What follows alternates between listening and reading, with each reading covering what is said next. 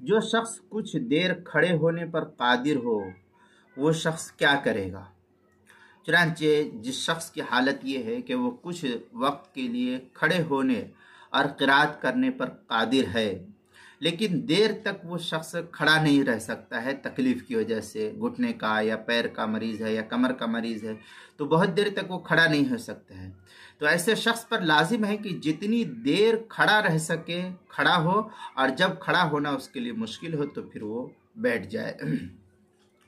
ایسا شخص اگر بالکل کھڑا نہ ہو تو اس کی نماز صحیح نہ ہونے کا قوی اندیشہ موجود ہے، اس لیے جتنی دیر کھڑے ہونے پر اس کو قدرت ہے اتنی دیر کھڑا ہو جائے۔ چنانچہ علامہ شامی لکھتے ہیں اس سلسلے میں ان قدر علی بعد القیام، پھر آگے ہے قام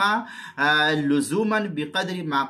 یقدر ولو قدر آیت او تکبیرت علی المذہب۔ در مختار کی عبارت آگے شامیہ میں وهو المذهب الصحیح لا یروی خلاف عن اصحابہ ولو ترک هذا خفۃ ان لا تجوز صلاته۔ اس طریقے کی عبارت جو علامہ شامی فتاوی شام کی جو زکریا بک ڈپو دیوبند کا ہندی نسخہ فتاوی شامی کا اس کی دوسری جلد صفحہ 567، اور جو بیروت کا چھپا ہوا نسخہ فتاوی شامی کا اس کی دوسری جلد صفحہ 495، فتاوی عالمگیریہ پہلی جلد صفحہ 136، فتاوی خانیہ پہلی جلد صفحہ 172، فتح القدیر جو زکریا بک ڈپو دیوبند کا ہندی نسخہ اس کی دوسری جلد صفحہ 3، کتاب المسائل پہلی جلد صفحہ 571 پر بھی اس کو نقل کیا گیا ہے۔